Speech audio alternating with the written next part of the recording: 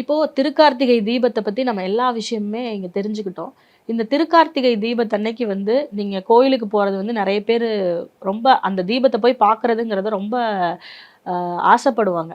ஆனா என்னோட ஒரு விஷயம் என்ன அப்டின்னா, தயவு செய்து கோயில்களுக்கு போகும்போது ரொம்ப கூட்டத்துல வயசானவங்க, குழந்தைங்க, மாசமா இருக்க கர்ப்பிணி பெண்கள், சின்ன குழந்தைங்கள எடுத்துட்டு போறவங்க தயவு செய்து கெஞ்சி கேட்கிறேன் இது மூலமா போக வேண்டாம். ஏன்னா நம்மளே கண்ணு முன்னாடி பார்த்துட்டு இருக்கோம்.